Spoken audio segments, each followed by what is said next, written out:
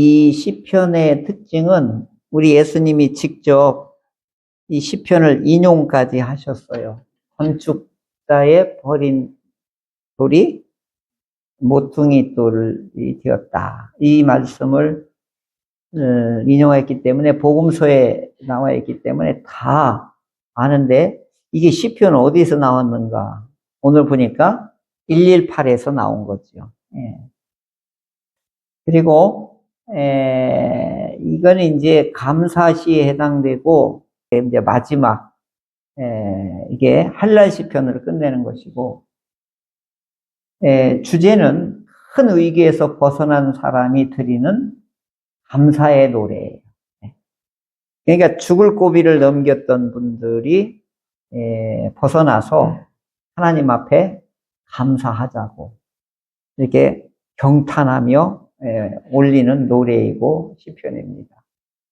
그리고 유대교인들이나 기독교인들이 다 이 시편을 가장 유명하고 가장 기뻐하는 이런 시편이라고 그래요. 여기에는 또 유명한 것들이 많이 나오는데요.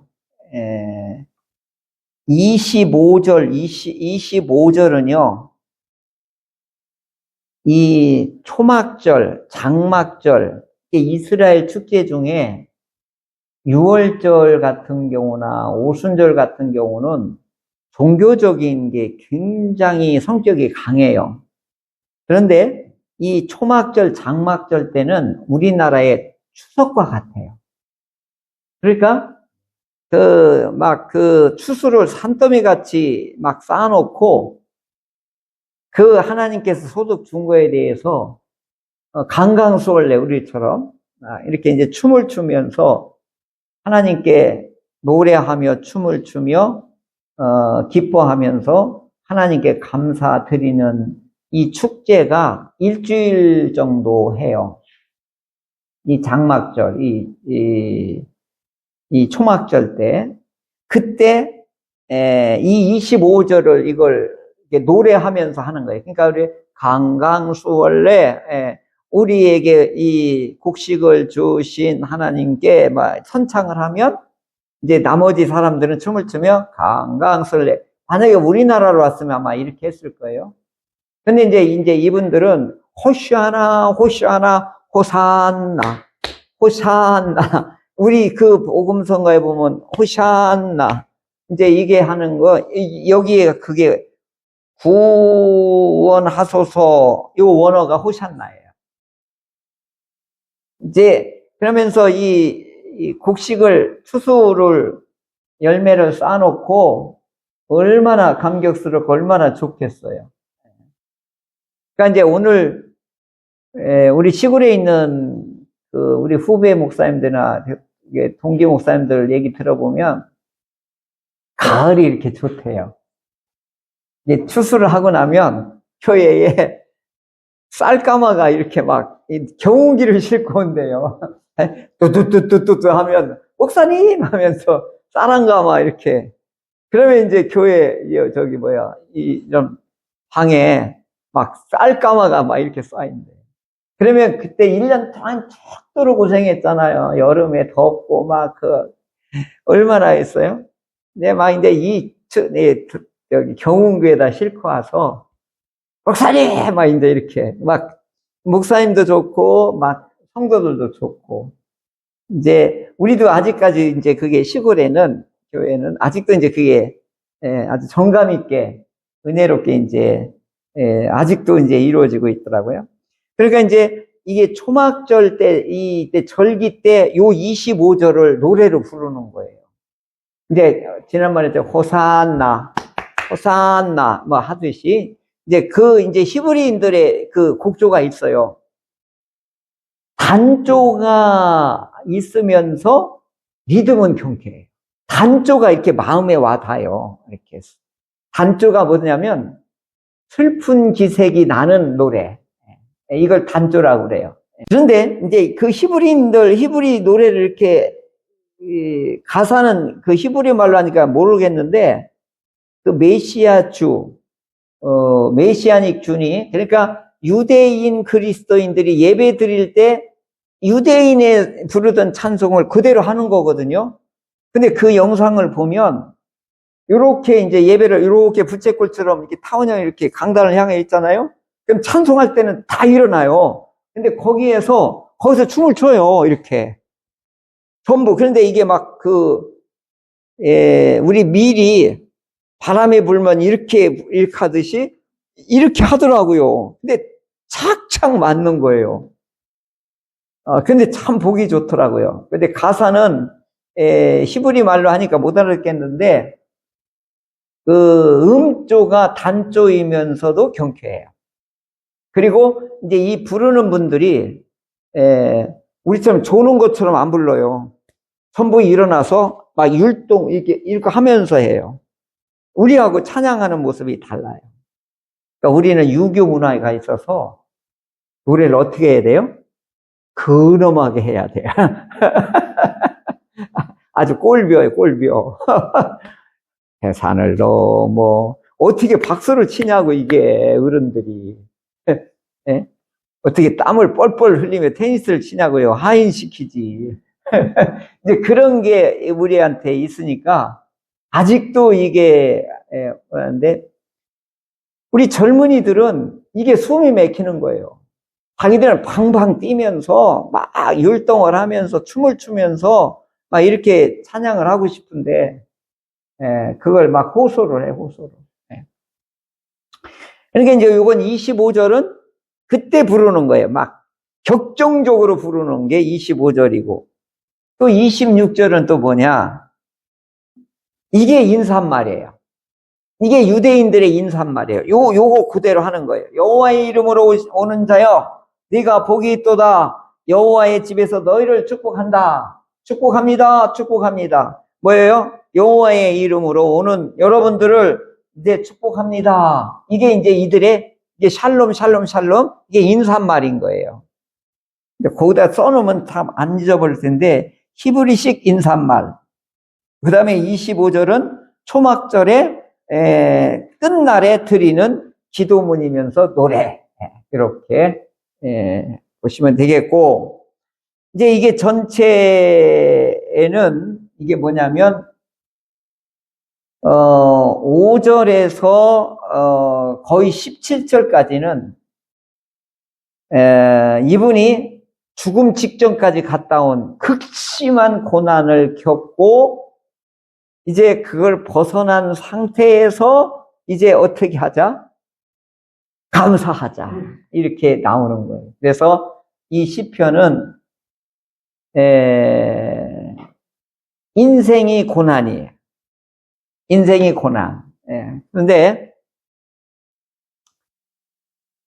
내가 이제 산상수훈을 어떤 김학철 교수님인가 그분의 이제 해설을 이렇게 쭉 듣다가 은혜가 되더라고요. 예수님의 스승이 있어요. 예수님의 스승.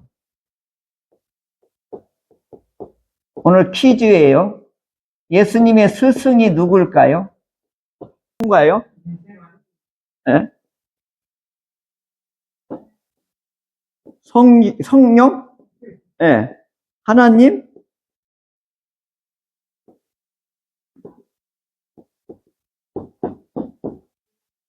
고난이. 네. 그분이 예수님의 스승은 누구였냐? 고난이었대요. 근데 그게 싹 와 닿는 거예요. 예수님의 고난이 스승이 뭐예요? 마지막 십자가 아니에요? 그 십자가의 고난이 예수님을 이끄신 거예요. 그래서 하나님의 뜻을 죽으심과 부활을 이루어 나서 오늘 우리를 속죄소로 우리를 가려주시게 된 거죠. 우리를 구원하시게 된 거죠. 그러니까 이제 예수님이 이 땅에 오셔서 마지막 절규가 뭐냐면 엘리 엘리 라마 사박. 이게 뭐예요? 왜? 하나님 나를 버리십니까? 그리고 막 땀방울이 막 뚝뚝 떨어지는 그런 기도를 드릴 때 이거거든요.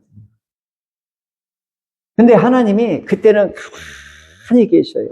사랑하는 아들이 울부짖어도 그렇게 가깝고 다정했던 그 아들이 마지막 이 죽음 앞에 놓고 이걸 좀 타협을 하자. 협상을 합시다, 아버지.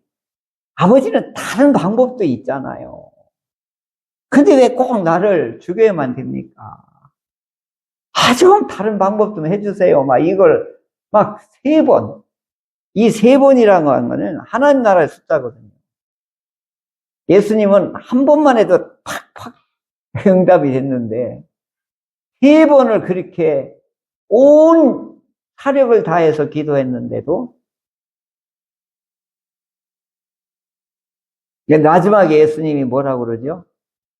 됐다. 이제 가자. 이거죠? 뭐 하는 거예요? 이 고난으로 인하여서 예수님이 하나님의 뜻을 시행을 하시는 거예요. 그래서 오늘 우리 아까 이선식 기사는 50점이요, 50점. 그러니까 요 조금 더 갔어야 되는데 고난이 우리의 스승이에요. 그게 무슨 얘기냐면 징계, 여기 말씀에 보면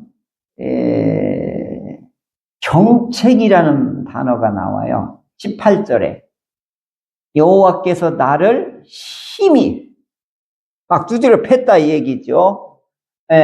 이게 뭐냐면 경책이라는 말을 다른 데는 징벌, 징계, 이게 야샬인데 번역이 좀 단어는 원어는 똑같은데 이 잠언 같은 경우는 징벌로 이렇게도 번역을 했더라고요. 보니까.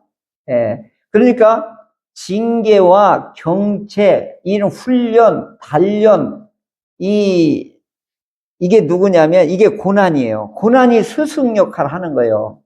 논산 훈련소 역할을 하는 거예요. 그래서 오늘 우리가 자기 백성을 훈련시키고 단련시키는데 징계하고 경책하는데 고난을 사용한다는 거예요. 그래서 이걸 통과시켜서 훈육을 통해서 뭘 이루게 하느냐면 지혜의 단계에 이르게 한다. 이게 잠언이에요, 이게. 지혜의 단계란 얘기는 예수님이 저 고난을 통하여, 고난의 스승을 통하여 하나님의 뜻을 이루는 거예요. 그러니까 지금 오늘 이 시편 118편의 이 저자, 이 기자도 뭐 하는 거예요? 지금 죽을 고생을 하고 여기까지 온 거예요. 근데 마지막 고에 여호와께서 나를 죽음의 직전까지 놨다는 거예요. 여기 보면 나를 밀쳐서라고 하는 저기가 나오죠. 13절에. 이거 누가 안 했죠? 13절은? 너는 나를 밀쳐 넘어뜨리려 하였으나 이 밀쳐라고 하는 게 이게 뭐냐면 예수님께서 첫 설교, 취임 설교, 누가복음 4장 16절 그거 하고 오늘 이 말씀이 너에게 이루어졌다 그랬더니 이 나사렛 사람들, 동네 사람이 예수님을 끌고 어디까지 가요? 낭떠러까지 끌고 가서 거기서 미는 거예요. 요걸 얘기하는 거예요. 우리로 말하면 옥상으로 끌고 가서 거기서 밀어버리는 거예요, 이걸. 그때 살아난 거예요, 이게. 좀 이해가 되셔요? 그러니까 이분은 거의 초죽음, 거의 죽은 거나 마찬가지인데 하나님이 그때 어떻게 했다는 거예요? 건져내셨다. 그러니까 이런 극심한 외부적인 고난, 이제 고난이 이제 두 가지인데 고통 중에 고통 부르짖고 응답하셨다. 이게 이분의 이 저자의 삼중 구조를 이렇게 표현한 거예요. 고통, 부르짖음, 응답. 이게 세트예요, 세트. 그래서 이분이 나중에 뭐라고요? 시편 2편이 뭐라고 돼요? 제일 주제가 뭐라고 했죠? 복 있는 사람은 어떤 사람이라고 했죠? 시편 대주제가 여호와께 피하는 것이 복이라고 했잖아요. 여기 또 반복하는 거예요. 그러니까 여호와께 피한다는 게 뭐냐? 하나님이 내 편이다 이 말이지. 그러니까 이 고난 속에서 하나님이 내 편이시고 하나님이 나의 보호자이시고 하나님이 나를 피난처가 되어주셨다는 것을 이런 상황 속에서 고난 속에서 이분이 겪는 거죠. 12절에 보면 벌들처럼 나를 에워쌌다. 왕왕왕 이거 저기 무서워요 벌. 큰 그 왕벌. 근데 저는 그거보다 더 무서운 게 뭐였냐면 옷밭이라고 했어요. 나 어렸을 때. 우리 집에 대문에 들어가려면 그 밑에 요만한 벌인데요. 이 벌은 사람이 지나가면 달려드는데 몇백 마리가 달려드는 거예요. 그걸 옷밭이라고 해서 우리 어렸을 때. 그게 우리 대문 들어가는 그 밑에 이 돌 사이에 있었어요. 그게 얼마나 무서웠던지. 근데 지금 왕벌 이만한 게 달려드는 것보다도 이 조그만 벌이 막 달려들면 진짜 무섭거든요. 그렇듯이 악인들이 나를 대적자들, 나를 죽이려는 자들이 그렇게 나를 이 고통과 고난 속으로 밀어 넣었는데 하나님이 어떻게 해요? 가시던 불, 지금 산불을 살르듯이 그들을 샥 살려버렸다 이거예요. 여호와의 이름으로 그들을 다 끊어버렸다. 다 한 방에 어떻게 보면 살라버리더라는 거죠. 외부의 고난을 억압과 고통의 그 좁은 그 고통의 통로를 지나갈 때 하나님께서 내 편이 되어주셔서 하나님 나를 이기게 해주셨습니다. 이 고백을 지금 하고 있는 거거든요. 13절 바로 뭐예요? 낭떠러지에서 나를 밀쳐버리려고 했는데 여호와께서 나를 도우셨습니다. 그래서 하나님은 능력이요 찬송이요 구원이십니다. 기쁜 소리입니다. 구원의 소리입니다. 하나님은 나의 오른손입니다. 권능입니다. 막 정신없이 하나님 막 이렇게 하는 거예요. 이게 어떤 사람만이 할 수 있는 거예요? 고난을 통과한 사람만이 하나님 앞에 충성할 수 있고 노래할 수 있고 감사할 수 있는 거예요. 그래서 1절과 마지막 절이 뭐예요? 우리 저 흰머리가 가신 우리 배 집사님 온전히 흰머리가 되면 히브리인이 된대요. 그러면 이 백발은 영화의 면류관은 뭐냐? 하나님의 지혜의 경지에 도달하는 사람을 백발 히브리인이라고 그러는 거예요. 이 유대인들은 이걸 굉장히 백발을 굉장히 좋아하는 거예요. 여성으로서는 우리 정권사님. 영화의 면류관이라고 합니다.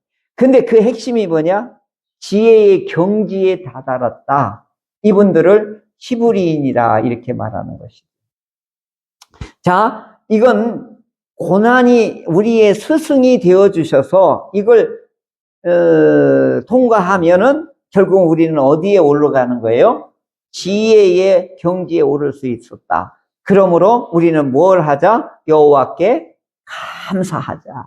앞에서도 한 번, 마지막에서도 한 번. 숨이 쌍관법이라고 해서 이분들이 이걸 자주 쓰는 거예요. 근데 가운데는 전부 그 외부적인 고난, 내부적인 갈등 이런 것들을 다 통과하고 났더니 오직 나에게 할 일은 뭐더라? 감사뿐이다. 자, 481장을 제가 김학철 교수님이 이 곡의 유래와 아주 감동적인 걸 설명하는데 깜짝 놀랐어요. 이 481장은 인도 국경이래. 나라 전체에서 부르는 이 찬송이래, 연주. 그리고 영국 FA 럭비 결승전에 이걸 부르고 전 세계 사람들이 안 믿는 사람이라도 이 481장을 다 부른대요. 이게 기독교인들만 부르는 찬송이 아니고 전 세계 사람들이 다 좋아하는 이 찬송이 되었던 거죠. 아니야, 인도 국경이래. 이게 인도는 힌두교 나라잖아요, 불교. 근데 왜 기독교 찬송을 부르냐? 마하트마 간디가 이 찬송을 좋아했거든요. 그러니까 인도의 건국의 아버지인 마하트마 간디가 좋아했던 이 곡을 국경일에 막 교향악단하고 합창단들이 이때 꼭 부르는데, 한편으로 반대하자고, 이건 기독교적인 냄새니까 반대했다고 그랬대. 전 국민이 아니다, 이건 불러야 된다. 그 노래가 481장인데, 그 유래는 성공이 신부님이 이 암 선고를 받아서 남부지방으로 요양을 하러 갈 때에 딸한테 이 가사를 시를 써준 거예요. 그리고 한 달 만에 이 신부님이 돌아가셔요. 그런데 이 시를 가지고 있던 이 딸이 그 찬송가 작가 유명한 그분을 찾아가서 이걸 만들어 달라고 그랬어요. 이제 곡을 이제 만들어 달라고 한 거죠. 그런데 이 위대한 이 작곡가 이분이 자기 딸이 며칠 전에 죽었어요. 그래서 이 가사를 보니까 너무너무 위로가 되는 거예요. 가사라도 한번 보시는 게 좋을 것 같아요. 그러니까 지금 이것은 독실한 그리스도인들의 이 죽음이 이게 이제 여기에 소망으로 담겨져 있는 가사거든요. 이게 때 저물어서 날이 어두니 구주여 나와 함께 하소서. 어비드 위드 미예요. 이 제목이 어비드 위드 미. 이게 나와 함께 하소서. 이제 이건데요. 내 친구 나를 위로 못할 때 날 돕는 주여 함께 하소서. 이 어비드 위드 미, 이게 이제 영어로는 그건데, 이게 주님 내 곁에 머물러 주세요. 내가 해가 저물어 죽게 되었으니까 이제 나는 친구들도 위로가 안 되고 그 누구도 위로가 안 되는데 주님만이 나의 위로가 되시니까 나 곁에 머물러 주세요. 나와 함께 해주세요. 이 시 내용이 이거예요. 내 사는 날이 속히 지나고 이제 죽음 앞에 있다는 거죠. 이 세상 영광 빨리 지나네. 이 천지 만물 모두 변하니 변찮는 주여. 여기도 뭐예요? 내 곁에 머물러 주소서. 주 홀로 마귀 물리치시니 언제나 나와 함께 하소서. 주같이 누가 나를 보호하리이까. 사랑의 주여 내 곁에 머물러 주소서. 이 육신수의 눈을 감을 때 이 임종 그거죠? 밝히 보여주소서. 내 모든 슬픔 위로하시고 생명의 주여. 어비드 위드미. 영어 가사가 이거예요. 근데 이 번역을 그 김학철에서 이렇게 번역했어요. 내 곁에 머물러 주세요. 이게 조금 전만 안 왔으면 내가 저기 최기봉 집사한테 이 노래 불렀을지도 몰라요. 근데 그 이후에 집에 와서 조용할 때 이 얘기했는데, 근데 이게 울컥하지는 거예요. 제일 나는 그 번역이 더 좋아요. 주여 내 곁에 머물러 주세요. 근데 오늘 시편 118편이 이제 어떤 상황이냐면 이 죽음 직전까지 같은 극심한 고통과 고난 속에 오늘 오른손으로 나를 붙잡아 주셨습니다. 여호와는 나의 능력과 찬송이고 구원이 되셨도다. 그러면서 마지막에 뭐라고 그러죠? 하나님께 감사합시다. 이제 이 가사, 성경 시편하고 오늘 이 481장이 때 저물어 날이 어두니 구주여 내 곁에 머물러 주소서. 저는 그게 이렇게 더 와 닿더라고요. 오늘 우리들의 삶이 너무 고달프고 좋은 일은 별로 안 일어나는 이때에 그래도 오늘 우리들은 여호와께 피하는 것이 경험적으로나 체험적으로나 이 극심한 우리 삶의 스승이 누구냐? 고난이라고 했으니까 고난은요 통과해야지만이 스승이 되는 거예요. 끝까지 주여 내 곁에 머물러 주소서. 이 기도를 꼭꼭 하셔서 이 어려운 시기를 이기고 또 이기는 우리 모두가 되시기를 주의 이름으로 축원합니다.